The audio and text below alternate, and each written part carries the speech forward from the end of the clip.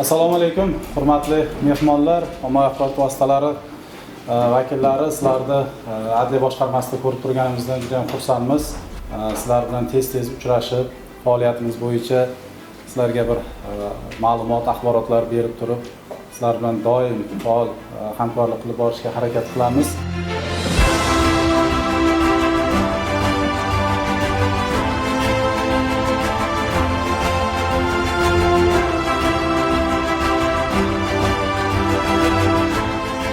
Faoliyat bo'yicha agar qisqacha to'xtaladigan bo'lsak, demak Adliya boshqarmasi o'zini asosiy faoliyat yo'nalishlari, vazifa, funksiyalaridan kelib chiqib qator ishlar amalga oshirilgan. Jumladan 7,5 mingdan ortiq murojaatlar kirim qilinib, shundan 5850 tasi yoki 77% dan ortig'i qanoatlantirilgan.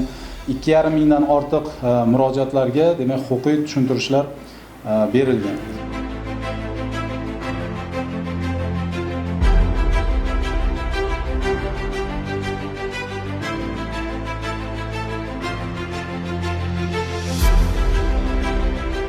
Yani yukarıdaki joylar yeterli edilgen doğrusu ma'lumot berildi, 3 mingdan ortiq, mingdan ortiq etilmagan to'g'risi. Ularning asosiy sababi nima bo'ldi? Ularning kelgusi taqdiri nima bo'ladi?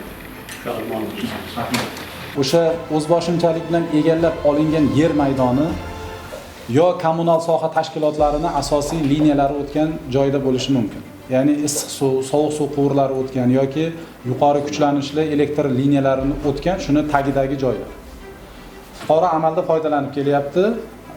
Kadastr idoralari xatlovga borganda, demak u joy devor bilan o'rab olingan, fuqaroning foydalanishida bo'lib turibdi. Shuning uchun ular inventarizatsiya natijasi bo'yicha bazaga kiritaveradi ma'lumotni. Lekin uni ko'rib chiqayotganda hududiy elektr tarmoqlari yoki milliy elektr tarmoqlari aytadi: "Yo'q, bu konturdan, yerni bu qismidan meni aloqa liniyam o'tgan."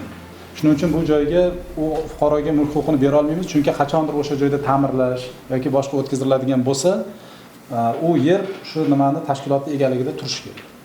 Mana shunaqa e'tirozlar bilan qaytarilgan.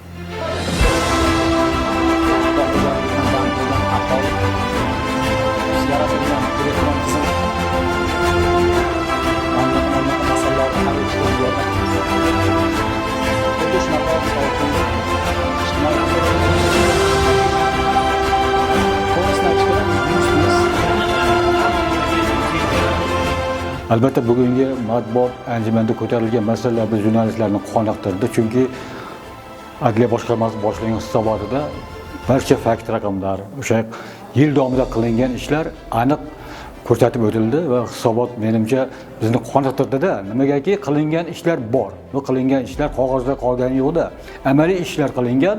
Albatta anjuman davomida o'sha jurnalistlar tomonidan sohaga oid ko'plab savol-javoblar bo'ldi. Albatta viloyatdagi barcha ommaviy axborot vositalari qatori Vodiy telekanali jamoasi ham viloyat adliya boshqarmasi bilan doim hamkorlikda ishlaymiz. O'sha kundalik dasturlarimizda, deyarli kundalik dasturlarimizda shu adliya hayotiga oid juda ko'plab yangiliklar, xabarlarni berib boramiz. O'sha aholi murojaatlari bilan ishlash, mana keyingi paytda adliya aralashgan rukni ostidagi ko'rsatuvlarimizda o'sha fuqarolarni qiynayotgan juda ko'p muammolarni ijobiy tomonga hal bo'layotgani biz jurnalistlarni ham qandaydir bir holatda qoniqtiryapti. Adliya xizmatlaridan aholimiz qanday foydalanyapti? Ularning o'sha muammolar qanday hal bo'layapti? Mana shu masalalardagi o'sha muammolarni ijobiy hal etilayotganini biz mana telekanalimiz orqali ham Adliya boshqarmasining matbuot xizmati bilan birga hamkorlikda yoritib boryapmiz. O'ylaymanki, bu hamkorlik ishlari kelajakda o'zini albatta mevasini beradi.